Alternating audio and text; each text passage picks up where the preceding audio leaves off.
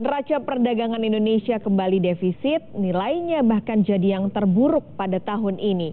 Di bulan November, defisit dagang Indonesia sebesar 2,05 miliar dolar Amerika Serikat.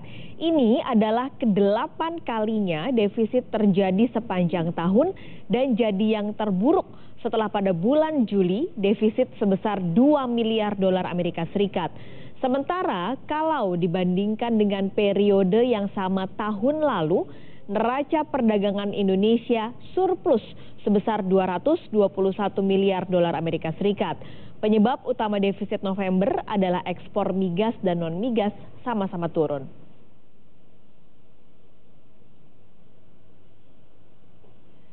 Lebih detail lagi soal ekspor, saudara. Ini adalah pergerakan ekspor dipantau selama 6 bulan terakhir. Anda lihat dari Juni ke Juli, sebenarnya ekspor sempat naik cukup tinggi, tapi sayangnya tidak bisa dipertahankan hingga bulan September terus turun. Naik sedikit di Oktober, tapi di bulan November kembali turun.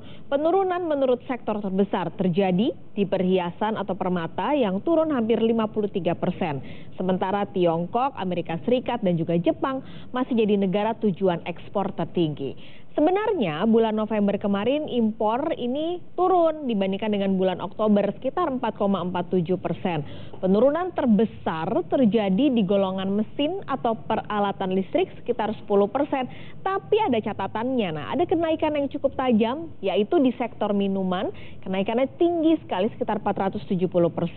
Sementara 3 negara pemasok barang impor non-migas tertinggi masih dipegang Tiongkok, Jepang, dan Thailand.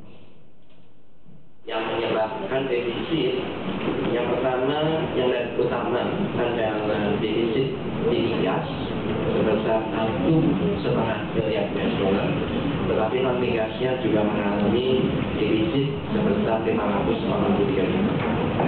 Khusus untuk migas, defisitnya berasal dari minyak mentah dan terutama hasil minyak yang sebesar 1,6 miliar dolar. Sementara gasnya masih mengalami pertumbuhan yang positif.